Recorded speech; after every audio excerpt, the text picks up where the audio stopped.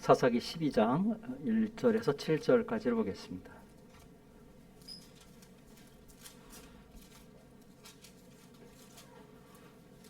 사사기 12장 1절에서 7절까지 한 절씩 교독하겠습니다. 제가 먼저 1절 읽습니다.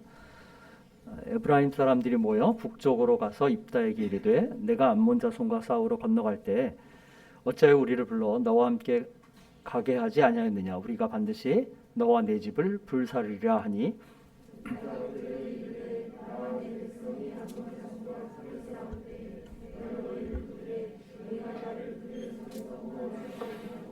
나는 너희가 도와주지 아니하는 것을 보고 내 목숨을 돌보지 아니하고 건너가서 암몬 자손을 쳤더니 여호와께서 그들을 내 손에 넘겨주셨거늘 너희가 어찌하여 오늘 내게 올라와서 나와 더불어 싸우고자 하느냐 하니라.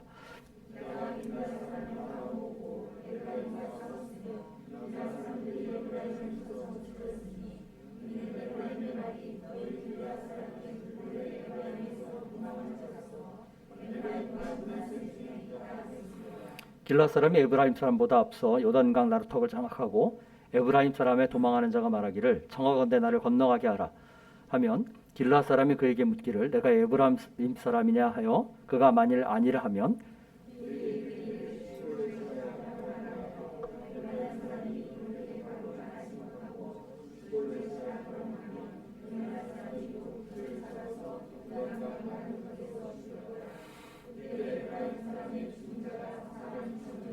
같이 읽습니다. 입다가 이스라엘의 사사가 된 지 6년이라 길앗 사람 입다가 죽음에 길앗에 있는 그의 성읍에 장사되었더라. 아멘. 얼마 전에 저희 집사람이 차를 타고 가다가 아이들하고 차를 타고 가다가 쉑쉑버거를 봤나 봅니다. 미국에 갔을 때 쉑쉑버거를 맛있게 먹었던 기억이 있어서 반가운 마음에 아마 쉑쉑버거가 있다 이렇게 얘기를 했던 것 같습니다. 근데 강산이와 하영이가 그 말을 듣고 엄마 쉑쉑버거가 아니라 쉑쉑버거야 이렇게 얘기를 한 거죠. 근데 발음을 교정해 줬는데 발음이 잘 안 되더랍니다. 그래서 어떻게 했겠습니까? 엄마 문재인 대통령처럼 발음하면 돼 이렇게 얘기했다는 거죠. 그랬더니 곧바로 쉑쉑버거라고 하더라는 겁니다. 저는 이제 사전에 허락을 받고 얘기를 하는 거기 때문에 뭐 김문주 목사님처럼 신상에 무슨 해가 있을 거 걱정하지 않아도 됩니다.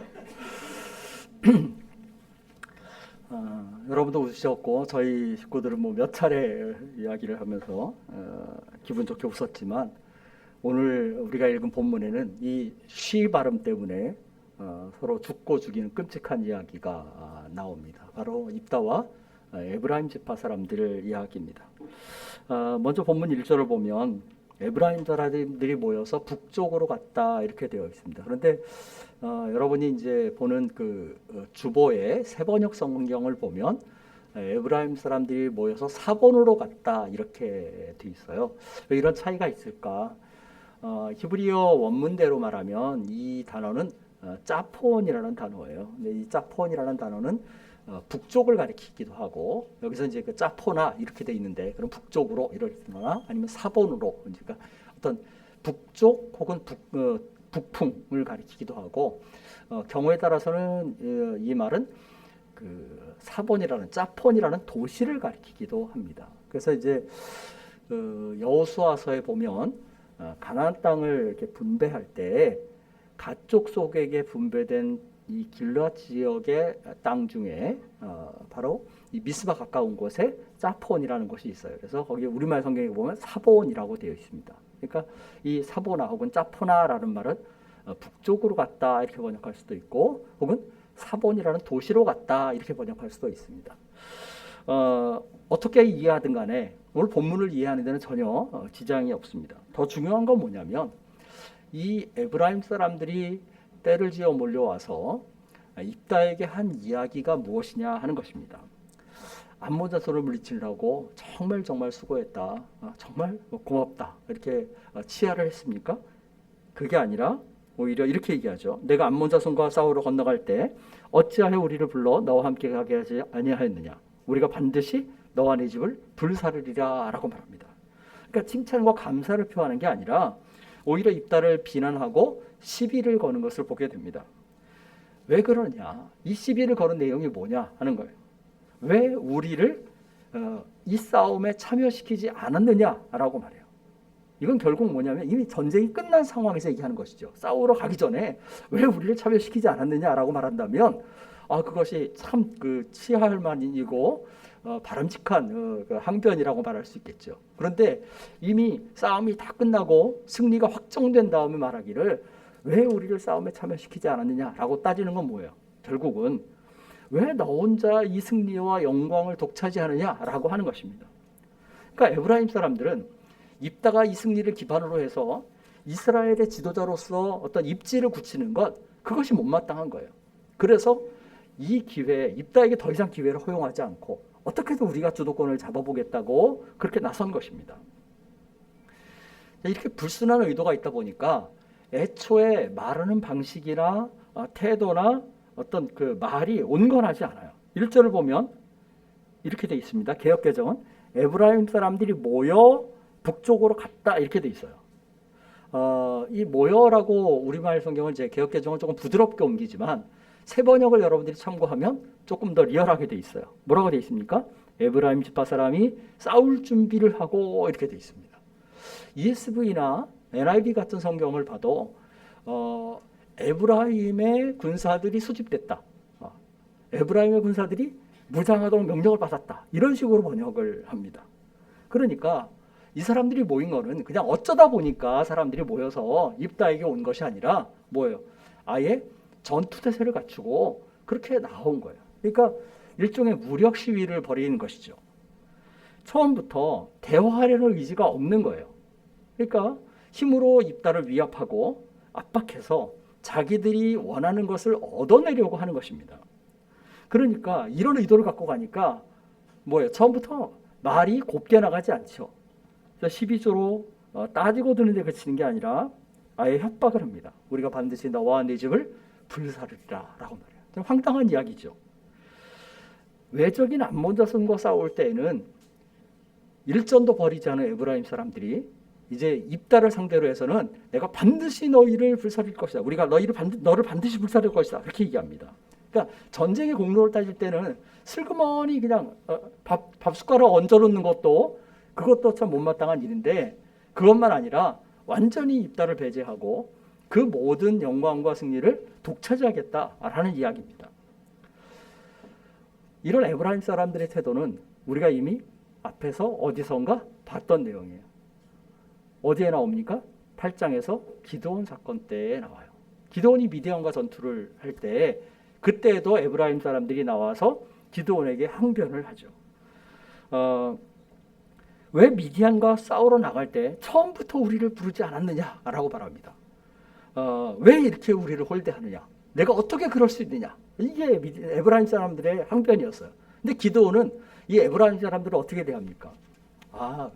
그래도 아무리 아비에셀, 그러니까 자기 집안이 아무리 뛰어나다 할지라도 그 아비에셀의 만물포도가 에브라임의 끝물포도보다 낫겠느냐? 그러니까 만물포도라는 건 뭐예요? 가장 좋은 거죠. 그러니까 자기 집안에서 아무리 좋은 거라도 너희 그 에브라임 지파의 그 질 떨어지는 포도보다 훨씬 그러니까 그 못하다는 거예요. 그러니까 에브라임 지파를 한껏 추켜 세우죠. 그리고 이제 이때 전쟁은 이 에브라임이 요단 나루턱에서 막판에 전투에 참여해서 그 미디안 적장인 오렙과 스웹을 처단한 다음에 그러니까 기드온은 이것을 아주 잘 이용합니다. 그래서 내가 아무리 큰 공적을 세웠어도 너희가 올린 전과만 하겠느냐? 너희야말로 적의 우두머리들을 처단했으니까 너희가 가장 큰 공로자다. 이렇게 다독이죠. 그러니까 자기를 한껏 낮추고 상대를 한껏 추켜 세우는 것입니다. 이런 유화책이 잘 먹혀 들어가서 에브라임 사람들은 화를 누그러뜨리고 거기서 그냥 이 갈등이 그대로 그냥 잠잠해지는 것을 보게 돼요. 아마도 에브라임 사람들은 그 과거의 경험 때문에 입다에게서도 똑같은 일을 저지르는 것 같아요. 기드온에게 썼던 방법이 아마 이번에도 통할 거다라고 생각을 한 것이겠죠. 그래서 입다에게 쫓아와서 이번에도 또 항변을 하는 것입니다. 그러니까 못된 습성이 몸에 배인 거예요. 일종의. 그런데 이런 에브라임의 판단은 두 가지 면에서 오판이었습니다. 첫째는 상황이 달랐고 두 번째는 상대가 달랐어요. 상황이 달랐다는 얘기는 뭐냐면 기드온의 경우는 아까 말한 것처럼 오렙과 세입을 처단했지만 기드온은 그 다음에 미디안 패전병들을 추격하는 추격전을 앞두고 있었어요. 근데 그 상황에서 에브라임 사람들과 갈등을 유지시키고 문제가 일어난다면 어떻게 되는 거예요? 외부의 적은 외부의 적대로 그냥 있고 내부에 반대자들을 두는 것이죠. 그러니까 안팎으로 기도는 적을 두게 되는 셈입니다. 그래서 이 내부의 반대자들을 잠잠하게 잠재울 수밖에 없었어요. 그런데 입다는 어떻습니까? 입다는 이미 전쟁이 다 끝난 상태였어요. 외부의 적을 걱정할 염려가 없습니다. 그래서 우리가 이후에 보는 것처럼 입다는 굉장히 강경하게 대응을 하는 것을 보게 돼요. 더구나 기드온과 입다는 전혀 다른 성향의 소유자입니다. 우리가 사사기를 쭉 봤지만 기드온은 어때요? 굉장히 소심합니다. 그죠? 그래서 하나님 앞에 확신을 구하고 이러죠. 그는 어떤 면에서 굉장히 겁이 많은 사람일 수도 있어요. 부드러운 사람입니다. 유한 사람이죠. 그런데 입다는 애초에 그런 인물이 아니에요. 집에서 쫓겨나고 동족에게 쫓겨나고 형제들에게 쫓겨나서 그 건달패 두목 노릇을 하면서 거친 삶을 살았어요. 그러니까 입다는 삶의 순간마다 싸워가면서 자신의 자리를 얻어내는 그런 삶을 살았을 거예요. 그러니까 이 입다라는 인물은 누가 걸어오는 싸움을 마다하지 않는 사람이에요. 그러니까 상대를 잘못 고른 것이죠. 이 에브라임 사람들이. 그래서 이번에도 입다는 전혀 물러서지를 않습니다. 2절 3절을 보면 입다가 그들의 이야기를 조목조목 반박해요. 나와 내 백성이 암몬 자손과 크게 싸울 때 내가 너희를 부르되 너희가 나를 그들의 손에서 구원하지 아니한 고로 나는 너희가 도와주지 아니하는 것을 보고 내 목숨을 돌보지 아니하고 건너가서 암몬 자손을 쳤더니 여호와께서 그들을 내 손에 넘겨주셨거늘 너희가 어찌하여 오늘 내게 올라와서 나와 더불어 싸우고자 하느냐 이렇게 얘기합니다. 그러니까 예전에 암몬 자손 그러니까 암몬 왕과 협상할 때처럼 그 에브라임의 논리를 하나하나 다 반박을 하는 것이죠. 입다가 싸우러 나갈 때 에브라임 지파를 불렀는데 그들이 그 소집에 응하지 않았다는 거예요. 도와주지도 않았다는 것이죠. 그래서 결국은 입다는 자기의 목숨을 걸고 그렇게 앞장서서 나가서 암몬 자손을 물리칩니다. 하나님이 자신을 도우셔서 이 승리를 얻었다는 거예요. 그런데 너희가 무슨 염치로 지금 와서 이 승리의 지분이 있다고 그렇게 항변하느냐 하는 것입니다. 입다는 조금도 굽히지 않아요. 그런데 말로만 굽히지 않는 것이 아니라 실제로 싸움을 마다하지 않는 것을 보게 됩니다. 그래서 이 전쟁이 이 갈등이 이제는 입다와 에브라임 지파의 갈등이 아니라 어떻게 돼요? 길르앗 사람 전체와 에브라임 지파 전체의 그런 쉽게 말하면 뭐 지파와 지파 간의 전쟁이라고 할 수 있는 그런 내전으로 확산이 되는 것입니다. 근데 이 내용을 잘 보면 이 이면에는 더 깊은 뿌리가 깊은 경쟁의식과 분열이 있는 것을 보게 돼요. 4절 후반절을 보세요. 이렇게 얘기합니다. 에브라임 사람들의 말이 그들이 하는 말이 있어요. 뭐라고 말해요? 너희 길르앗 사람은 본래 에브라임에서 도망한 자로서 에브라임과 므낫세 중에 있다. 이렇게 얘기하는 거예요. 이게 길르앗 사람들의 어떤 그 정서나 감정을 자극을 한 것이죠. 그러니까 상처를 심각하게 입힌 거예요. 이게 무슨 말이냐면 길르앗 지역의 그 주민들의 구성은 대체로 갓지파와 므낫세 반지파가 주류입니다. 근데 므낫세 반지파라는 것은 요셉 지파에 속한 것이죠. 그러니까 이제 요셉의 아들이 둘이 있죠. 에브라임과 므낫세. 그런데 가나안 땅을 들어올 때 가나안 땅 정복할 때 가나안 그러면 우리가 가나안 그러면 가나안 어디예요? 요단 서편이 가나안 지역입니다. 그런데 모세 때 르우벤과 갓과 므낫세 반지파 지파의 절반이 요단 동편이 너무너무 좋은 거죠. 그래서 모세에게 우리가 여기 거주하기를 원한다. 이렇게 얘기를 합니다. 그래서 이 사람들이 어디 거했어요? 요단 동편에 길르앗 지역에 거주를 하게 된 거예요. 그러니까 이제 이 에브라임 사람들의 말은 이런 겁니다. 에브라임과 므낫세는 사실은 크게 말하면 요셉 지파에 속한 그 부류잖아요. 그런데 너희 길르앗 지역에 사는 그 므낫세 반지파, 이 큰 덩어리에 떨어져 나가서 분열해서 그 비겁하게 거기 가서 거주하는 사람들이다, 이렇게 얘기하는 걸 수도 있어요. 그러니까 말하자면 가나안 정복 전쟁에 적극적으로 참여하지 않았다는 것처럼 그렇게 이야기하는 겁니다.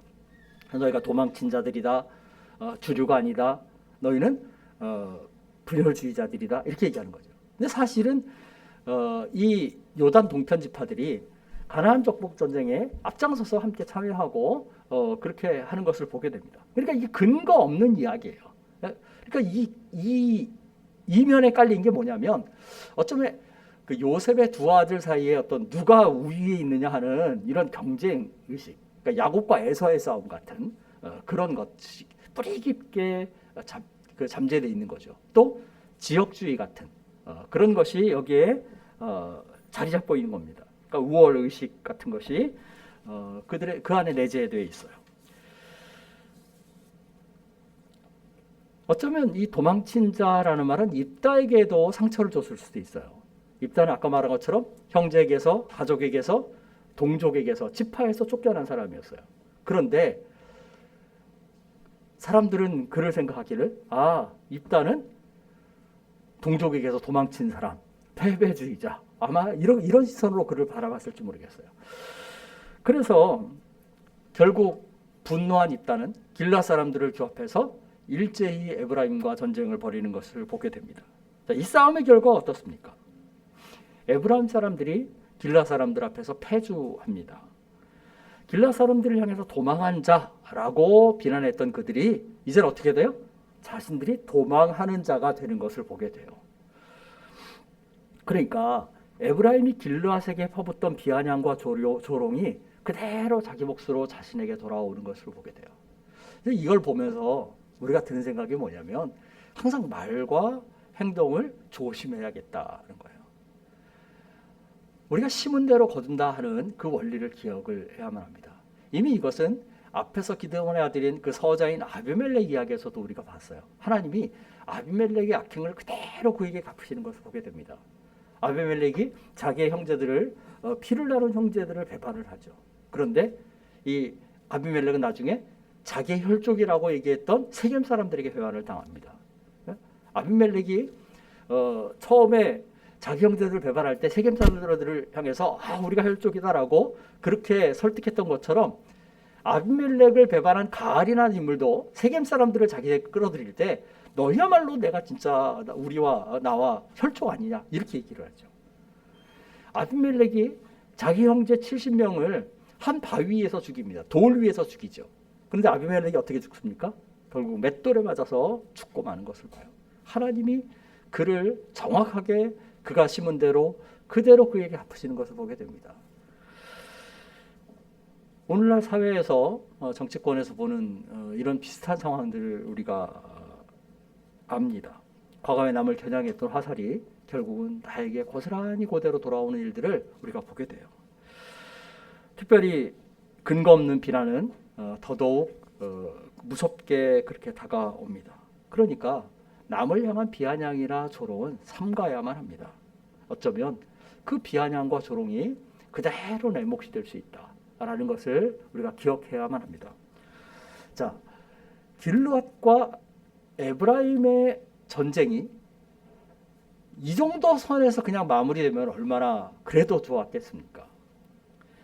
그런데 우리가 본문에서 보는 것처럼 이 일은 결국은 내전으로 확산을 해서 요단 나루턱에서 에브라임 지파 사람들이 몰상을 당하는 비극으로 그렇게 이어집니다. 요단 동편에서 서편으로 넘어가는 나루턱을 이 길르앗 사람들이 장악을 하죠. 그리고서 에브라임 사람들을 하나하나 선별을 해냅니다. 그때 하는 게 뭐예요? 아까 말했던 십볼렛입니다. 그러니까 십볼렛이라는 말은 뭐 세번역처럼, 그러니까 쉬볼렛 이렇게 이제 쓸 수도 있는데, 이건 이제 쉽게 말하면 이런 거죠. 그러니까 우리가 옛날에 여름을 얘기할 때 우리는 썸머 이렇게 발음을 했는데, 더블 그 자음은 서머라고 발음하는 게 맞다, 이렇게 이제 말하는 것 같은 그런 거예요. 그러니까 여러분들, 제가 왜 이 설명을 하냐면, 성경을 보다가 의문을 가질 수 있어요. 아니 왜 여기는 십볼렛이라고 했는데 여기는 시볼렛이라고 했냐? 이렇게 의문을 가질 수 있죠. 아까 짜폰이나 북쪽도 마찬가지고.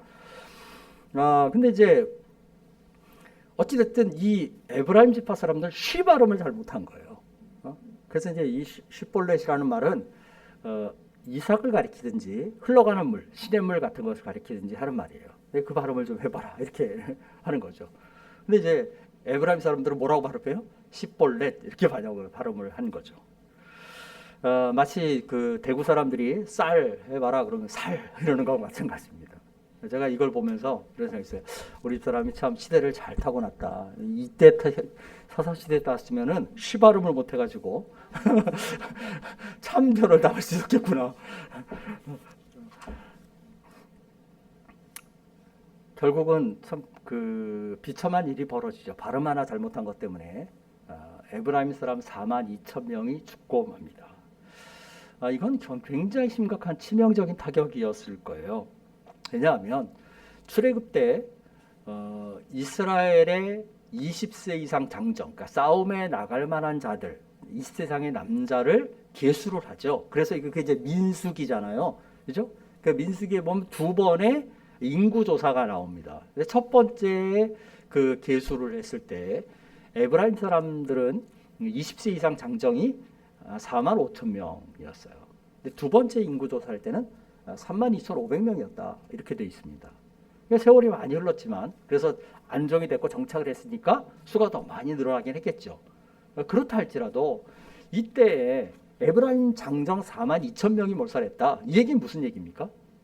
전력의 대부분을 상실했다는 거예요. 지파가 완전히 쇠락했다. 물론 이제 나중에 이스라엘 역사를 보면 에브라임은 그래도 강성해져서 북쪽 이스라엘 지역에서 주도적인 역할을 하는 것을 보게 되죠. 어찌됐든 이때 지파의 존립이 어려울 정도로 심각한 타격을 받았을 거예요. 그런데 생각해 보세요. 이게 단순히 에브라임 지파만의 문제겠습니까? 그것이 아니라 이것은 이스라엘 전체 전력에 전체에 굉장한 타격을 입은 것입니다. 큰 손실이죠. 그러니까 어떤 단체나 그룹이 내부의 싸움 때문에 분열하게 되면, 갈등 때문에 분열하게 되면 결국 그 피해는 어떻게 되는 겁니까? 그 한 부분이 아니라 전체에 이르게 되는 거예요. 이건 세상 나라에서도 마찬가지고 신앙 공동체에서도 마찬가지입니다. 그렇게 내전에서 승리를 거머쥔다 할지라도 그것은 상처뿐인 영광이고 부끄러운 영광이죠. 그러니까 우리가 언제든지 신앙 공동체 안에서는 서로 시기하고 다투고 나누는 일을 피해야만 합니다. 특별히 누군가를 배제하고 죽고 죽이려는 그런 싸움은 우리가 지향해야 한다 하는 것입니다. 이 길라 사람들과 에브라임 사람들이 벌인 이 싸움에서 우리가 경각심을 얻고 교훈을 얻어야 돼요. 거듭 얘기하지만 우리는 이 일에서 지체들 사이의 다툼이나 시기나 분열은 반드시 피해야 한다라는 것을 보게 됩니다. 특별히 공동체 안에서 파당을 지어서 그룹을 지어서 경쟁심을 품고 싸우는 것은 그 공동체를 무너뜨리는 일이에요. 우리가 잘 아는 대로 고린도 교회를 향해서 바울이 하는 말이 뭡니까? 다툼과 시기와 분냄과 당짓는과 비방과 분열을 삼가라 라고 얘기를 합니다. 그런 행위는 육신에 속한 사람의 행위다. 그것은 성령의 인도함을 받는 사람의 행위가 아니다 라고 얘기를 합니다. 야고보 역시도 다툼과 혼란은 악한 일만 낳는다 라고 지적을 해요. 심지어 마음에 독한 마음이 있고 시기심이 있으면 그 사람이 아무리 지혜가 있다고 자랑한다 할지라도 그 지혜는 뭐다? 정욕적인 것이고 귀신에게서 하는 거다 이렇게 얘기해요. 사탄적인 지혜다 이렇게 얘기합니다. 베드로 역시도 하나님 말씀으로 거듭난 너희는 모든 악독과 시기와 비방을 내버려야 한다 라고 얘기를 합니다. 공동체 안에서 누군가가 영예를 얻고 누군가가 칭찬을 얻고 누군가가 잘 되는 것을 보면 박수로 쳐줘야 되죠. 그것을 질시하는 눈으로 바라보지 말아야만 합니다.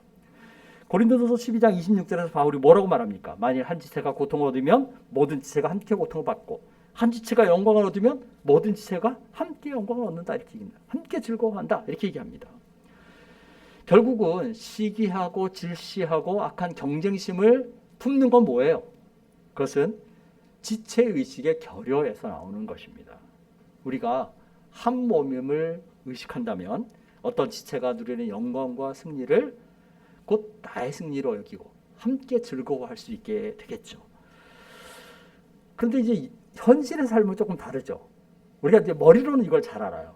그런데 현실의 삶에서는 우리가 한 몸에 지체다, 한 공동체에 지체다 그래도 항상 서로 감정이 일치하거나 마음이 잘 맞거나 또 의견이 일치하거나 그렇지 않아요. 그래서 대립하는 경우들이 있습니다.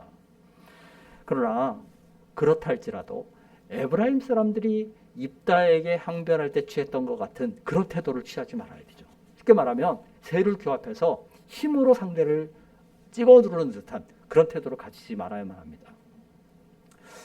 이번 주 화요일부터 목요일까지가 우리 교단 107회 총회입니다. 그런데 노회나 총회를 가보면 항상 의사결정을 할 때 대부분 다수결로 결정을 해요.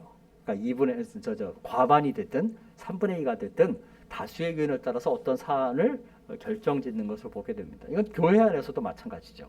그런데 간혹 총회에서 어떤 분들이 손을 번쩍 들고 그 의결할 때 법이요라고 하는 분이 있어요. 이건 무슨 얘기냐면 당신들이 지금 다수로 그런 결정을 내린다 할지라도 그 결정은 헌법에 위배되는 것입니다 라고 이의제기를 하는 거예요. 그래서 그 법이요라는 한마디가 있으면 아무리 다수가 그 의견에 찬성할지라도 그 사안은 그 다수의 의견대로 결정되지 않습니다. 이건 상당히 시사하는 바가 많아요. 하나님 백성 공동체 안에서는 수에 의해서 진리가 항상 결정되는 것은 아니라는 거예요. 옳고 그름이 숫자에 따라 결정되는 것이 아니라는 것입니다. 때로는 한 사람의 의견이 더 옳을 수도 있다는 것을 우리가 기억해야 돼요. 그저 숫자나 세력을 믿고서 자기 의견을 관철시키려 한다면 이 에브라임 사람들과 입다 사이에, 길앗 사람들과 에브라임 사람들 사이에 이런 갈등, 이런 내전과 같은 상황이 우리 공동체 안에서 벌어질 수 있습니다. 이 입다와 에브라임 사람들의 이야기를 한번 보세요. 논리적으로 누구의 의견이 맞습니까? 누구의 말이 맞아요? 입다의 말이 맞아요. 그죠? 그런데 에브라임 사람들은 새를 믿고 근거 없이 흠집을 내면서 비아냥되고 억압한 것입니다. 그러다가 사달이 난 거죠. 하나님 백성 공동체에서는 늘 서로를 대할 때나 자신의 의견을 개진할 때에는 지혜롭게 겸손하게 해야만 합니다. 그렇지 않으면 물고 뜯고 해치는 싸움이 벌어질 수 있어요. 자, 그런데 문제는 에브라임 사람들만 문제가 아니죠. 그 에브라임 사람들의 항변을 받아들이는 입다의 태도 역시 문제였죠. 만약에 입다가 이때 좀 기드온처럼 유화책을 썼더라면, 조금 참았더라면, 그렇다면 어떻게 되겠어요? 42,000명이나 되는 동족을 죽이는 그런 끔찍한 일은 저지르지 않았어도 되겠죠. 우리가 지난번에 나눴던 데살로니가전서 5장 14절 말씀 기억을 하십니까? 바울이 데살로니가 성도들에게 이렇게 권면합니다. 게으른 자들을 권계하며 마음이 약한 자들을 격려하며 힘이 없는 자들을 붙들어주며 모든 사람에게 오래 참으라 라고 말해요. 공동체 안에 게으른 사람도 있고 마음이 약한 사람도 있고 힘이 약한 사람도 있다. 그런데 그 모든 사람을 다루는 각각의 처방이 다를 수 있지만 공통된 기본 원리가 있다. 그게 뭐다? 오래 참으라 라는 겁니다. 성경에 게으른 사람, 마음이 약한 사람, 힘이 없는 사람만 얘기하니까 그런 사람만 향해서 오래 참으라. 바울이 그렇게 얘기한 걸까요? 그게 아닐 겁니다. 이것은 공동체 안에 있는 모든 사람에 대해서 그 사람의 성향이 어떠하든지 그를 향해 오래 참아야 한다라고 말하는 거예요. 심지어 그 사람이 나를 비난하고 공격하는 사람일지라도 그에 대해서 오래 참아야 한다라고 말하는 걸 겁니다. 우리가 서로에 대해 오래 참음을 잃어버리면 공동체가 분열이 되고 서로를 해치는 비극이 벌어질 수 있어요. 나와 다른 사람도 참아야 되고 나보다 잘 나가는 사람도 참아야 되고 나를 비난하고 공격하는 사람도 참아야만 합니다. 하나님이 나를 참아주신 것을 기억하고 그렇게 참아야 돼요. 십볼렛과 십볼렛으로 서로를 구분하고 나누지 말아야만 합니다. 이 십볼렛, 십볼렛이라는 말은 시기와 분열에서 비롯된 다툼과 배제의 상징이에요. 그러니까 배제의 배척의 기준으로 그 수단으로 그 차이를 이용한 것입니다. 그러니까 너와 나의 다름을 누군가를 배척하는 수단으로 이용한 것이죠. 이 십볼렛이 우리 현실의 삶에서는 때로는 학연이 될 수도 있고 때로는 지연이 될 수도 있고 때로는 어떤 혈연이 될 수도 있습니다. 때로는 빈부나 혹은 직업이나 사회적인 신분 같은 것이 될 수도 있어요. 어떤 때는 심지어는 취향이나 어떤 성향 같은 것이 될 수도 있습니다. 그러나 바울이 그 바울 서신을 통해서 자주 하는 것처럼 말하는 것처럼 예수 그리스도 안에서는 종이나 자유자나 유대인이나 헬라인이나 남자나 여자나 할례나 무할례나 아무 차별이 없다라고 하신 말씀을 기억해야만 합니다. 우리는 한 성령으로 세례를 받아서 한 몸이 된 지체들입니다. 쉽볼렛이나 십볼렛으로 서로를 나누지 말아야만 합니다. 사도 바울이 에베소 성도들을 향해서 권면한 것처럼 우리는 성령의 하나 되게 하신 것을 힘써 지키기를 노력하는 그런 사람들이 되어야만 합니다. 오늘은 에베소서 4장 1절에서 3절 말씀을 읽고 말씀을 마치겠습니다. 에베소서 4장 1절에서 3절 말씀 찾아서 같이 읽습니다.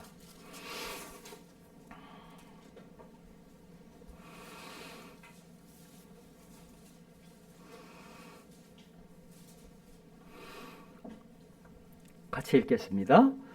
그러므로 주 안에서 갇힌 내가 너희를 권하노니 너희가 부르심을 받은 일에 합당하게 행하여 모든 겸손과 온유로 하고 오래 참음으로 사랑 가운데서 서로 용납하고 평안함에 있는 줄로 성령이 하나 되게 하신 것을 힘써 지키라. 아멘.